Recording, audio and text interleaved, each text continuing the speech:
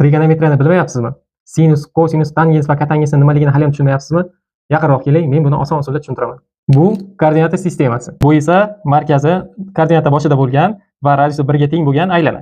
Biz buni birlik aylana deymiz. Aylanamizning radiusi 1 ga teng bo'lgani uchun mana bu nuqtalarning koordinatasi o'z navbatida 1 u 0, 0 u 1, minus 1 u 0 hamda 0 u minus 1 ga teng bo'ladi. Keling bu aylana radiusini qanaqadir burchakka burib ko'ramiz. Masalan, 30 gradusga. Endi bitta kichkina mulohaza qilamiz. Agar bizga qanaqadir tekislik berilgan bo'lsa va bu tekislikka og'ma tushirilgan bo'lsa va og'ma va tekislik orasidagi burchak 30 gradus bo'lsa va og'maning uzunligi 1 ga teng bo'lsa, unda og'maning tekislikdagi proyeksiyasining uzunligi ildiz osti 3 taqsim 2 ga teng va og'ma bilan tekislik orasidagi masofa 1 taqsim 2 ga teng bo'ladi. Buni Pifagor teoremasidan oson isbot qilish mumkin. Aynan shundan foydalanib biz mana bu nuqtaning koordinatalarini aniqlaymiz. Demak, bu nuqtaning koordinatasi y koordinatasi mana bu uzunlikka teng. Bu uzunlik mana bundan ma'lumki 1 taqsim 2 ga teng.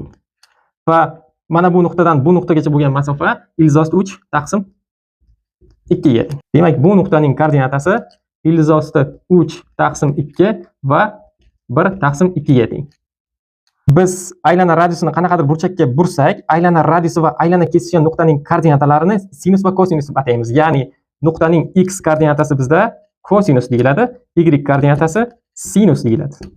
Demak, bu yerda sinus 30 gradus bo'ladi va kosinus 30 gradus bo'ladi. Va uning qiymatlarini ham biz bilib oldik. Ya'ni mana bu nuqtaning x koordinatasi bu kosinus edi va kosinus 30 gradusda ildiz osti 3 taqsim 2 ga teng va sinus 30 gradusda 1 taqsim 2 ga teng.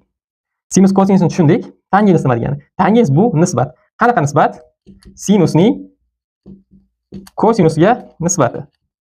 Ya'ni tangens qanaqadir 30 gradus barobar sinus 30 gradus taqsim kosinus 30 gradus.